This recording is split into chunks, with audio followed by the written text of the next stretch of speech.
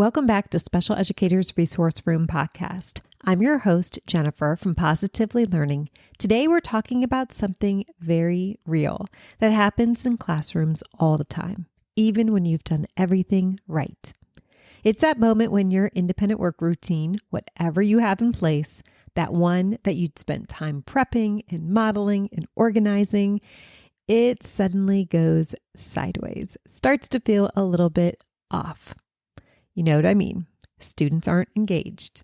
Task materials go untouched, or worse, they're rushed through or scattered all over the floor. The para that you're working with keeps asking, are we still doing these task boxes today? And you find yourself troubleshooting constantly instead of teaching your small groups. In today's episode, I'm going to walk you through exactly what to do when your independent work system hits that point. And the good news is rebooting doesn't mean you have to start all over. It just means we need a little bit of adjustment. Let's get into it. Hey, special educators, I'm Jennifer from Positively Learning. Welcome to the Special Educators Resource Room. If you're like me, you're always looking for ways to save time and streamline your work. That's why this podcast was created, to give you the systems and solutions you need to get your time back. Tune in for tips, tricks, and tools that will help you manage your workload and make the most of your time. Whether you're brand new or experienced, all are welcome in the Special Educators Resource Room. When things start to feel off, our first instinct is to usually fix it right now. We might rush to change out all the tasks, or we might move the workstation or start printing new visuals. But here's the thing, that can backfire. So instead, I recommend hitting pause, just for a day or two. Become a quiet observer of the routine. Don't change anything yet, just take mental notes or use actual sticky notes of what is happening. So watch for which students are off task, and when do they lose focus. What specific steps are breaking down? Is it finishing tasks? Is it transitions? Or is it even just getting started? Are visuals being followed or completely ignored? And do the tasks still feel like a good match for each student? This observation window is so important. It can tell you if you're dealing with student boredom, missing pieces, unclear expectations, or something else entirely. And often the issue is just one part of the system, not the entire thing.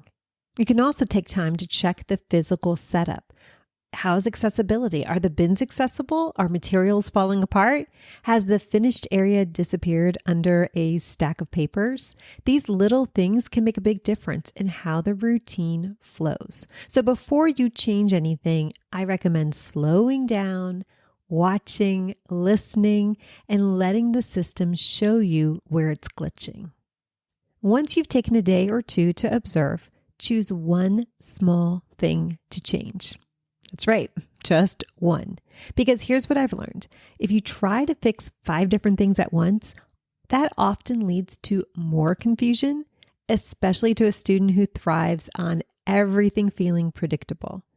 Students don't necessarily need a brand new system. They just need one key thing to shift so that routine starts working better again.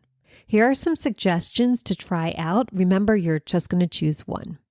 Number 1. You could swap out a few tasks, especially if they're starting to feel a little easy or too repetitive. Number 2, you could reteach the visual routine, especially the start and the finish steps. Number 3, check the match between students and tasks. Are you giving tasks that are at the independent level, not instructional? Number 4, review expectations if you work with other adults, making sure everyone's reinforcing the same steps that you are. And number 5, reestablish the reinforcement system, like a token chart or mini reward for completed tasks. These are small steps, but they're very strategic, and they can give your system a refresh without adding extra hours of work to your day. And the best part is, if you try one of these, you'll usually see results within 24 hours. Students might re-engage, things might start to feel smoother, and you might start to feel that sense of calm again. Now let's build on that. After you've made the small adjustment, you're going to shift into momentum building. Because sometimes what students and adults need most is to feel successful again. This means we're going to stack the system in a way that guarantees early wins. For example, you could intentionally choose tasks that you know are going to be automatic wins. Maybe they're high interest. They're at students' independent level. Students are going to be able to finish them quickly and feel confident. You also might want to consider going back to errorless or lower frustration tasks for a few days just to reestablish flow. And of course, you want to add praise and reinforcement. Nice job starting right away. Look at how you finished that task. For students who have been shutting down or avoiding tasks, you might even sit with them for just one round, not to help them with the task, but just to reteach the routine in a calm, non-rushed way, and you're providing positive feedback. If you are working with support staff, you may want to provide a quick 2-minute mini refresher on expectations. Something like, today, let's keep an eye on making sure everyone's working independently and putting the tasks back when they're done. This momentum phase isn't about pushing academic rigor. It's about getting everyone back into a positive rhythm. And then once the system feels smooth again, then you can reintroduce more challenging tasks. We started off with using observation to determine one small adjustment that could be put into place, and then build on that momentum. Now that hopefully we're seeing students start to re-engage or things are feeling a little bit smoother, it's time to re-anchor the routine. This is where you're going to reinforce what's working so that it sticks.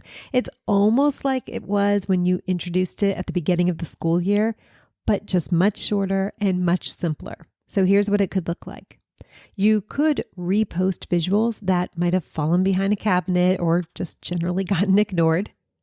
You could print a fresh copy of a task schedule or something to make it more noticeable. You could add mini checklists to your task boxes or binders so students can track their own steps. Or you could have a class or small group conversation about the routine, like, you've all been doing a great job getting started on your own. Let's keep practicing how we finish our tasks and clean up the materials. This phase is all about cementing the flow so that next time the system starts to unravel a bit, it doesn't collapse completely because you've built in these layers of support to hold it steady. Here's one final tip that's going to save you from repeating the same mistakes over and over. Keep a short running log of what worked. Nothing fancy. It could just be a notebook or a sticky note. After you've made a successful adjustment to your independent work system, write it down. What did you change? Why did you change it? And what was the result? It could be something like this. Switched student A to 3 errorless tasks. This stopped work avoidance, and now the student completed everything independently. Or moved task bin closer to finished bin. This cut down on wandering and off-task behavior. These notes are so important if you're ever rebooting mid-year or even when a student returns from an extended break and things start to feel off again. It also can help if you're ever training others. If a new paraprofessional joins mid-year, you can say, here's what we've done that worked well. This clarity is everything.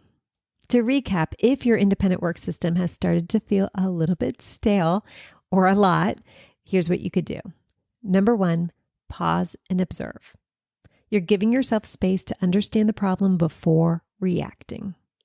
Number 2, pick one lever to adjust. You're going to make one small change that's going to solve the biggest issue. Number 3, rebuild momentum, choosing confidence-boosting tasks and targeted reinforcement. Number 4, re-anchor that routine. So this might look like refreshing visuals, expectations, and student supports. And then last, you're going to track what worked. Just keeping a very simple record so you're not starting from scratch next time. Because we're talking about resetting, not reinventing the wheel. You've already done the hard part. You've built this structure. Now you're just fine-tuning it to keep things working for your students and for you. If you're thinking, okay, this all sounds great, but I don't actually have a system in place that works, or I don't have time to create visuals right now, you don't have to. Inside the TaskBox Dollar Club, you will find hundreds of tasks. There's also visual routines and student supports that you can print and use the same day. You are not in this alone. So I will link everything in the show notes. I'm also going to put a link to a blog post that has a free student checklist, a visual checklist that you could print out and add to an individual task or post in your independent work systems area. So be sure to check the show notes for that link. Thank you so much for listening today. And thank you for being an educator who doesn't give up on a system just because it gets a little messy. You are leading with heart and now with strategy. And that's exactly what your students need. I will talk to you next week in the Special Educators Resource Room.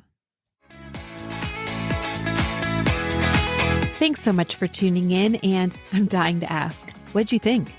Be sure to hit the follow or subscribe button so that you never miss an episode.